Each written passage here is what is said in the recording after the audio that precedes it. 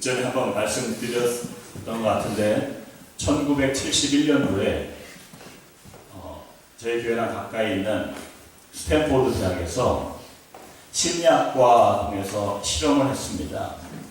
무슨 실험을 했냐면 지하에 가상 교도소를 만들고 24명의 사람을 모아서 교도관과 죄수의 역할을 부여해서 실험을 했습니다.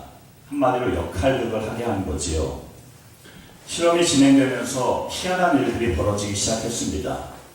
그냥 교도관 역할을 맡은 그러한 사람들은 죄수 역할을 맡은 사람에게 실제로 거드름을 피우고 나중에는 신체적인 학대까지 가하고요. 시간이 흐르면서 그 강도가 점점 세져서 결국은 그 실험을 끝까지 맞추지 못하고 중단한 그러한 사건이 있습니다. 이 실험을 근거로 해서 영화가 만들어졌는데 제가 일부러 이번 주에 그 영화를 찾아서 영화를 봤습니다. The Experiment라고 하는 그러한 영화인데 그 영화 실험이지요. 보니까 인간의 권력력, 그로 인한 추악함이 어디까지 갈 수 있는가를 잘 묘사한 그러한 영화였습니다.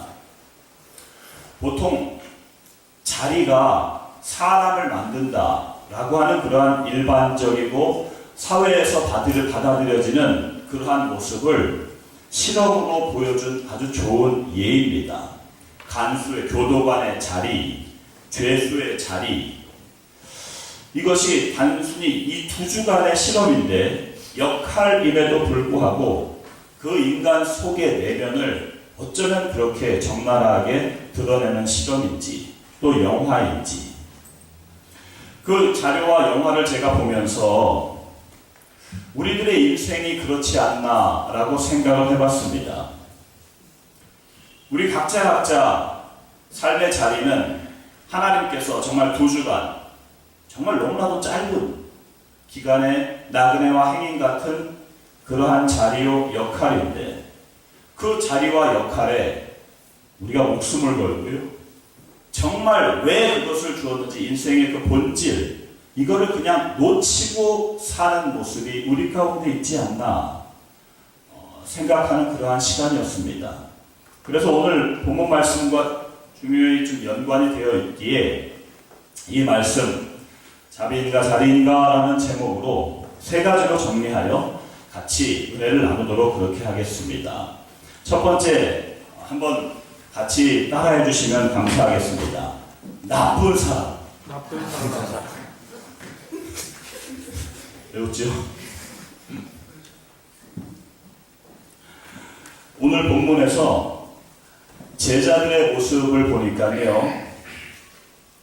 힘, 자리, 권력, 지배의 논리를 이 제자들을 통해서 잘 보여주고 있습니다.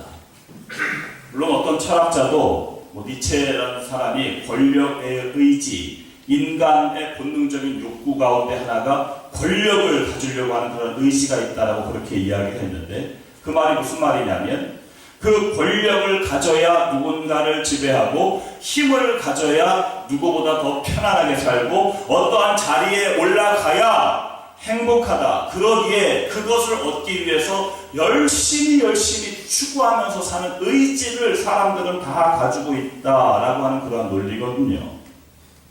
이것은 세상에 꽉 차 있는 세상의 가치입니다. 오늘 읽으신 말씀 42절에 보니까 예수님도 그 가치를 말씀하셨습니다. 42절에 예수께서 불러다가서 이제 그 제자들을 불러다가 뭐라고 말씀하시냐면 이방인들의 집권자들이 그들을 임의로 주관하고 그 고관들이 그들에게 권세를 부리는 줄 너희가 알거니와 힘있고 권세가 있으면 밑에 사람을 지배하고 막 다스리고 마음대로 하는 것이 세상의 가치다 라고 예수님도 말씀하셨어요. 그런데 그러한 세상의 가치를 지금 야고보와 요한이라고 하는 제자가 그대로 그거를 가지고 예수님 앞에 지금 접근하고 있습니다. 세상은요, 높은 자리라고 하는 목적을 이루기 위해서는 수단과 방법을 가리지 않습니다. 높은 고지를 점령하기 위해서는 남을 무시하는 것도 비인격적인 것도 상관하지 않습니다. 오늘 읽으신 말씀 35절부터 37절 말씀에 보면 야고보와 요한이 예수님께 나와서 예수님, 우리가 무엇이든지 구하는 것을 우리에게 좀 해주세요 라고 그렇게 이야기하면서 예수님이 그래 뭘 해줄까? 그랬을 때 뭐라고 이야기합니까? 네, 주의 영광 중에 하나는 주의 우편에 하나는 주의 좌편에 그렇게 올려주세요. 좌의정 우의정 자리를 우리에게 꼭 주세요 라고 이야기합니다. 여러분, 근데 놀라운 것은요, 야고보와 요한이 이렇게 예수님 앞에 와서 예수님께 구하는 이 내용 앞에를 살펴보면 무슨 지금 분위기 속에서 야고보와 요한이 이 얘기를 했는가를 살펴보면 깜짝 놀랍니다. 지금 야고보와 요한이 예수님께 와서 예수님 영광 중에 우리 꼭 들어주셔야 됩니다. 우편에 좌편에 이 얘기하기 바로 전이 무슨 분위기냐면요, 예수님이 이 마가복음 8장에서 그리고 9장에서 그리고 지금 우리 본문 말씀에 있는 10장에서 세 번 연거푸 예수 그리스도 자신의 십자가의 죽음과 부활에 대해서 세 번째 지금 말씀을 하시고 계세요. 내가 죽을 거다. 이제 십자가에서 죽을 거고 나는 대제사장과 서기관들에게 붙잡혀서 이제 죽을 건데 하나님의 놀라운 능력으로 내가 3일 만에 살아날 것이다. 정말 우리 기독교의 본질인 그러한 복음, 십자가, 부활에 대해서 심각하게 세 번이나 반복적으로 지금 이야기하고 있어요. 그런데 이러한 중요한 상황에서 야고보와 요한은 예수님, 무엇이든지 우리가 구하는 바를 우리에게 해주시기를 원합니다 라고 이야기하더라는 거죠. 이 마가복음 10장과 똑같은 내용이 마태복음 20장에도 나오는데 그 마태복음 20장에는 야고보와 요한만 간 게 아니라 마태 기자는요, 그 야고보의 엄마, 야고보의 어머니까지 같이 예수님 앞에 와서 예수님에게 그 우편에 좌편에 그 자리를 구한 것이 야고보와 요한이 아니라 그 야고보의 어머니라고 마태복음은 기록하고 있거든요. 원조 치맛바람이 거기 나옵니다. 어머니가 예수님에게 와서 막 얘기하는 거예요. 우리 아들들 말에 자리를 좀 높은 자리를 꼭 예수님 주세요. 예수님은 십자가 부활, 자신의 죽음에 대해서 이야기하는데 제자들이 높은 자리만 구하죠. 나쁜 사람입니다. 왜 나쁜 사람입니까? 나쁜 사람은 나뿐인 사람이 나쁜 사람이랍니다. 나밖에 몰라요. 예수님이 죽음에 대해서 십자가에 대해서 이야기해도 그것을 아랑곳하지 않습니다. 그냥 나만 높은 자리에 일단 올라가면 돼요. 상관하지 않아요. 그냥 나만 일단 어쨌든 나만 아니면 돼. 나만 높은 자리에 올라가면 돼 라고 하는 이러한 가치를 가지고 예수님께 접근하더라는 거지. 높은 자리와 권력과 탐욕을 추구하는 이들의 공통점 아니겠습니까? 다른 사람의 말이나 상황이나 이런 거 고려하지 않습니다. 눈이 멀었다는 표현이 딱 맞지요. 여러분 그런 말 들어보셨나요? 한국 사람은 완장이나 하나 차거나 무슨 빨간 거 곤봉 하나 들면요 바로 아나무인이 된답니다. 평상시에 가만히 있던 사람이 뭘 하나 딱 차면요 곤봉이라도 하나 딱 들면 바로 그냥 아나무인, 무슨 말인지 아시죠? 보이는 게 없어요. 자기가 제일 높고. 한국 사람이 그렇대요, 보통. 말씀을 이렇게 살펴보면서 정말 놀라는 것은 주님의 제자들이 이랬다는 거예요. 주님의 제자들이. 그래서 이 제자들이 이러한 모습을 통해서 이 나쁜 사람, 이러한 모습이 나에게 말씀으로 내 마음 가운데 이렇게 조명되어 나의 마음, 나의 가치를 점검하게 되기를 원합니다. 여러분 한번 생각해 보세요. 내가 지금 원하는 거, 하나님 앞에 구하는 거, 아니면 삶 가운데 내 가치는 그걸 계속 추구하는 거 아닙니까? 내가 그렇게 쫓아가고 내가 구하고 바라는 거 무엇입니까? 주님의 제자들처럼 그냥 나뿐인 나만 일단 높은 자리에 가고 나만 일단 좋은 자리를 차지하면 되는 이러한 모습이 내 마음 가운데 있지 않나, 이 말씀을 통하여 나를 조명하여 밝히 보기를 원합니다. 예수님은 그러한 제자들에게 뭐라고 말씀하시냐면 38절 말씀해 보니까 너희는 너희가 구하는 것을 알지 못한다. 분명히 여의정 우의정을 구했는데 예수님은 너희는 지금 너희가 뭘 구하는지도 모른다 라고 그렇게 알려주십니다. 말하기는 세상의 가치, 세상의 그 높은 자리에 눈이 멀어서 나밖에 모르는 나쁜 사람의 마음이 내 속에 있다면 오늘 말씀을 통해 환히 비춰짐으로 변화되는 은혜가 있게 되기를 주님의 이름으로 축복합니다. 어떻게 변화되어야 되느냐? 두 번째, 같이 한번 따라 하시겠습니다. 섬기는 사람. 그리고 우리가 마가복음을 오늘 읽었는데요. 마가복음 맨 처음 시작 1장 말씀, 마가복음 1장 1절 말씀에 보면 이 마가는 어떻게 1장 1절 시작하냐면 이렇게 시작하거든요. 하나님의 아들 예수 그리스도의 복음의 시작이다. 처음 시작을 그렇게 시작해요. 하나님의 아들 예수 그리스도의 복음의 시작이다. 그런데 마가는 예수 그리스도를 하나님의 아들로 증거하며 글을 시작하는데 오늘 본문과 그리고 예수님이 자기의 십자가와 죽음에 대해서 부활에 대해서 이야기할 때마다 자기 자신을 가리켜 뭐라고 표현하냐면 인자라는 표현을 합니다. 인자라는 말은 여러분 옛날 여자친구 이름이 아니고요. 인자는요 사람의 아들을 그냥 한문으로 표현한 거거든요. 그러니까 예수님은 분명히 마가는 하나님의 아들로 그렇게 기록하고 시작을 했는데 예수님은 자기 자신을 가리켜서 뭐라고 이야기하는 나는 인자다. 사람의 아들이다. 그렇게 표현을 하더라는 거지요.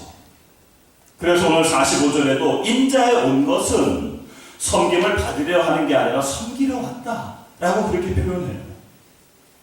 하나님의 아들이신데 분명히 사람의 아들로 자기를 표현하는, 자기를 낮추시고 왜요? 섬기기 위하여. 왜 낮추시는가? 섬기기 위하여. 하늘의 가치가 무엇인지 예수님은 그 제자들에게, 자리를 요구하는 그 제자들에게 알려주시고 있습니다. 아울러서 이 섬김은 구원과도 연결되어 있음을 증거하시고 계십니다. 주님께서는 높은 자리, 권력, 힘, 높은 고지를 목적으로 하여 다른 어떤 것도 이 목적을 이루기 위해 수단으로 사용되는 이러한 세상의 가치와 충돌하며 살아라. 그 충돌하며 사는 게 뭐냐면 섬기는 거라고 가르쳐 주십니다. 세상은 그렇게 높은 곳에 올라가서 그렇게 높은 자리에 차지하는 게 이게 세상의 만연한 가치인데 43절부터 45절까지의 말씀이 바로 그것입니다. 너희는 그렇지 않다. 너희는 다르게 사는 것이다. 라고 알려주시는 겁니다. 크기 위해, 으뜸이 되기 위해 섬기라고 말씀하시는데 이 말씀을 오해하시면 안 돼요. 마치 흥부와 놀부처럼 이따만한 닭을 얻기 위해서 제비다리를 일부러 부러뜨리는, 그래서 마치 높은 으뜸이 되기 위해서, 남보다 더 크기 위해서 섬기라는 그러한 말씀으로 오해하시면 안 됩니다. 예수님이 말씀하신 이 말씀은요, 이 하늘의 가치는 섬김 자체가 목적입니다. 내가 하나님 앞에 이렇게 섬겼으니까 나를 높여주세요. 기부엔 테이크가 아니에요. 그냥 기부엔 기부입니다. 하나님과의 그 은혜의 관계는 이렇게 그냥 섬김 자체의 목적이 있는 것. 여러분 삶 가운데서 정말 하늘의 기쁨과 평강을 원하시나요? 정말 그것을 누리고 맛보기를 원하십니까? 아니면 매일매일 그렇게 정말 하늘의 기쁨으로 내가 좀 침체됐다가도 그 하늘의 기쁨 때문에, 내가 좀 낙심됐더라도 그 하늘의 만족 때문에, 하늘 소망 때문에 날마다 회복되기를 원하시나요? 그렇다면 세상을 따르지 말고 주님을 따르셔야만 합니다. 주님을 따른다는 것은 다른 것이 아닙니다. 내 마음을 이 주님 가르쳐주신 섬김의 마인드로 변화가 되도록 기도하며 말씀으로 나를 자꾸 깨뜨리는 것. 이것이 바로 주님을 따르는 것 아니겠습니까? 어떤 분이 이렇게 말씀하십니다. 목사님, 정말 열심히 섬긴다고 섬기고 낮을 낮게 하려고 막 해도 하늘의 기쁨은커녕 손해보는 느낌이 자꾸 듭니다. 열심히 섬기는데 손해보는 느낌이, 열심히 막 하는 것 같은데 짜증이 충만해집니다. 어떻게 된 거죠? 아마 그런 생각 하신 적 없나요? 저는 있습니다. 저는 실제로 그런 생각한 적이 있습니다. 섬기는데 이 하늘의 기쁨과 감사가 아니라 짜증이 충만해지는 거예요. 이게 어떻게 된 걸까? 놀라운 것은요, 내가 마음이 바뀌지 않고 섬기면 섬길수록 자꾸 쌓이는 것은 짜증과 스트레스일 수밖에 없습니다. 하나님 앞에, 하나님 그 예수 그리스도의 섬김, 그 예수 그리스도가 오신 이유, 낮아진 이유, 이것을 말씀을 통해 배워서 나의 마음이 그렇게 섬김의 마음으로 먼저 변화가 되어야, 그래야 섬김의 놀라운 기쁨과 평강과 만족이 하늘 소망이 있게 되는 줄로 믿습니다. 마음의 변화가 먼저예요. 마음이 변화가 되지 아니하고 섬김부터 먼저 하기 시작해서, 물론 계란이 먼저냐 닭이 먼저냐 그것을 이야기하는 것이 아닙니다. 그런데 정말 하늘의 기쁨과 평강을 하나님 앞에 우리가 낮추고 섬기면 섬길수록 얻기를 원한다면 나의 마음이 변화가 되는 것이 먼저인 줄 분명히 여러분 깨달으시고, 마음의 변화를 위하여 기도하고 그것을 추구하는 우리 선교 가족들 다 되시기를 간절히 바랍니다. 마음의 변화가 언제 일어납니까? 에스겔서 36장에 우리에게 말씀하시기를 성령이 이 땅에 오셔서 하시는 일이 우리의 마음을 변화시키는 거예요. 성령님께서 하시는 일이 우리의 마음을 변화시키는 겁니다. 성령님 통해서 하시는 그런 놀라운 역사. 한 주간 그래서 가정에서, 학교에서, 직장에서, 교회에서 모든 여러분 만남 가운데 어떻게 내가 나쁜 사람이 아니라 섬김의 사람이 될 수 있을까 고민하여 그런 마음으로 섬김의 삶을 살아가는 선교가족 다 되시기를 주님의 이름으로 축복합니다. 그렇다면 그렇게 섬김의 사람이 되기 위해서 마지막 세 번째 같이 한번 따라 하시겠습니다. 자비인가 자리인가? 자비인가. 예수님께서 이렇게 섬김의 사람에 대해서 이야기하면서 오늘 읽지 않았는데요, 오늘 본문 끝부분에 45절에 섬김이다. 섬김. 내가 온 이유도 섬김이고 대성물 구원을 위해서 왔다 라고 그렇게 말씀하시고 나서요, 그 다음 46절부터 끝 52절까지 끝부분을 보면 제자들이 그 섬김에 대해서 막 높은 자리를 구했던 그러한 제자들에게 예수님이 아니야, 그건 세상 가치고 하늘의 가치는 섬기는 거거든, 그렇게 그 소리를 말씀하시고 나서 제자들과 함께 여리고로 갑니다. 여리고로 가셔서 이 사건은 우연히 벌어진 일이 아니라 제자들을 위한 주님의 가르침, 정말 이 섬김이 무엇인지, 우리가 구해야 되는 것이 무엇인지를 알려주시는 그러한 말씀입니다. 그 다음 부분 46절부터 끝부분까지를 보면 여러분 잘 아시는 맹인 소경 바디메오 사건이 나옵니다. 바디메오라고 하는 그러한 이름은 바라고 하는 것은 헬라어로 아들입니다. 디메오는 사람 이름이에요. 그 디메오의 아들이에요. 바디메오는 이름도 나오지 않아요. 그냥 디메오의 아들 이런 말이거든요. 바디메오 자체가 이름이 아니라. 그러니 예를 들어 예수님께서 요나의 아들 시모나, 바요나 시모나 이렇게 말씀하신 거랑 똑같죠.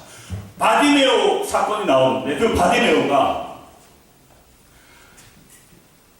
앞을 보지 못하니까 예수님을 보지도 못하고 사람들이 어떻게 움직이는지도 알지 못하지요. 그러나 분명한 것은 이 바디메오는 예수님을 만나서 눈을 떴고요, 소경이 고침을 받았고, 그리고 예수님을 만나서 바디메오는 주님을 따르는 제자가 되고요, 예수님을 만나서 바디메오는 구원을 받고 놀라운 변화가 일어났습니다. 맹인이면서 거지였거든요. 46절에 보니까. 왜 어떻게 지금 이 바디메오가 이렇게 되었는가? 그 바디메오가 구한 것은요, 47절 말씀해 보니까 자리가 아니라 자비였습니다. 그는 맹인이었기 때문에 예수님에 대한 소문을 듣고 그분은 병을 고치는 분, 그분은 구원자, 그분은 메시아라는 소문을 분명히 들었을 것입니다. 그때 예수님이 지나간다는 이 소식을 듣고 바디메오가 한 것이 무엇입니까? 예수님에게 예수님 다윗의 자손 예수여 라고 하면서 주님 저를 이 여리고 지역 맹인 옆에 회장직을 저에게 주시옵소서 뭐 이렇게 하지 않아요. 바디메오는요 나사렛 예수여 주님의 그 강력한 영향력으로 이 여리고 지역 돈 많은 사람들에게 다 이야기해서 거지들에게 때마다 섭섭하지 않도록 돈을 좀 주라고 말씀해 주세요.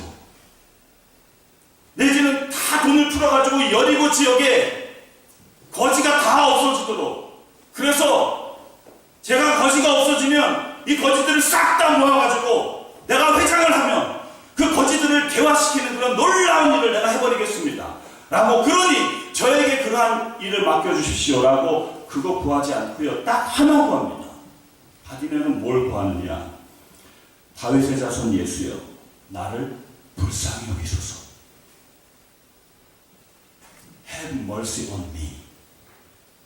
mercy. 예수님께 구한 건요 자비예요. 주님, 나는 주님의 그 자비가 필요합니다. 자리가 아니라 그 주님의 자비. 그렇게 자비를 구하는데 놀라웠죠. 주변에서는요 그 바디메오를 꾸짖어요. 조용히 하라고 말이에요. 시끄럽다고 말이에요. 꾸짖어요.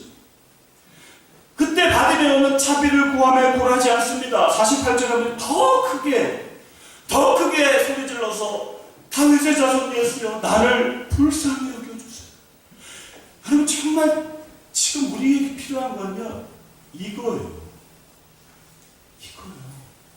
우리의 삶에 정말 필요한 건요 이거예요. 하나님 우리를 좀 불쌍히 여겨주세요. 하나님 나에게 필요한 것은 주님의 자비입니다. 여러분 주님의 자비와 주님의 그 불쌍히 여김은요 주님을 초청하는 거거든요.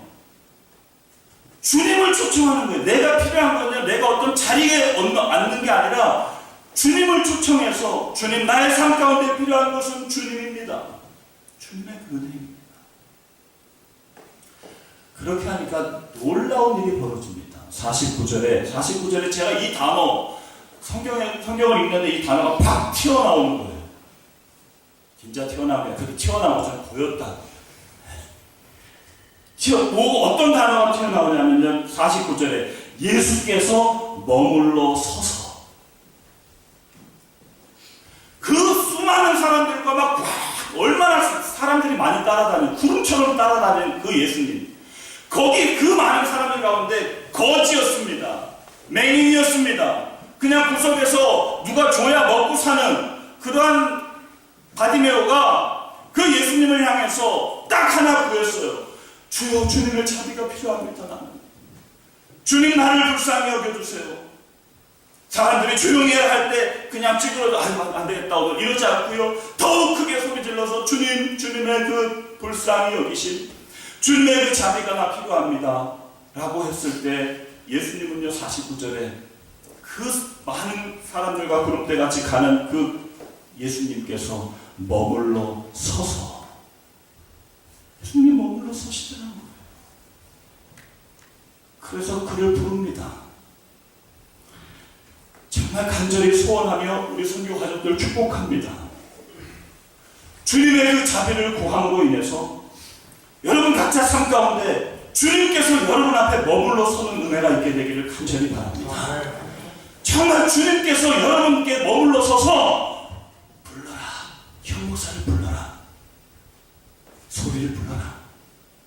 주님께서 가다가 주님 앞에 주님 나 좀 불쌍히 여겨주세요 라고 그 자비를 구해서 주님의 발걸음을 멈춰서는 그런 놀라운 은혜. 주님께서 부르실 때에 정말 깜짝 놀랄 바디메오의 모습을 발견합니다. 50절에 보니까 겉옷을 벗고 뛰어갑니다. 예수님에게 달려갑니다. 여러분 이때는 아직 바디메오가 눈을 감고 맹인일 때 아닙니까? 맹인일 때. 그런데 예수님이 부른다고 맹인이 일어나서 뛰어가요. 이게 가능한 일입니까? 맹인은 못 뛰어요. 뛰지 못합니다. 뛴다라는 것은 자기가 다 깨지고 박살날 그런 각오를 해야 뛸 수 있는 거거든요. 근데 예수님이 불어라고 하니까 그냥 이 바디메오가요, 겉옷을 확 벗어버려요. 겉옷을 벗는다는 게 무슨 말입니까? 이때 당시 겉옷은요, 자기의 전 재산이에요. 겉옷이 없으면 저녁에 추워서 잠을 자지 못합니다. 자기가 유일하게 가지고 있는 재산이라고 하는 것은 겉옷인데 그걸 벗어버리고 예수님께 뛰어가는 그러한 바디메오의 모습. 놀라운 자기를 구하는 이의 순종의 모습을 바디메오를 통해서 우리는 배울 수 있습니다. 그렇게 달려온 바디메오에게 너 내가 무엇을 해줄까? 보기를 원합니다. 네 믿음대로 되라. 이러한 역사가 일어납니다. 바라기는 간절히 우리 선교가족 모두에게 이러한 자비가 아니라 자비를 구함으로 주어지는 하나님의 놀라운 응답이 우리의 삶 가운데 있게 되기를 간절히 바랍니다. 말씀을 정리하면서 우리 교회는 올해 만 10주년을 맞이해서 필리핀 지역의 오로라 선교교회를 지금 건축하고 있습니다.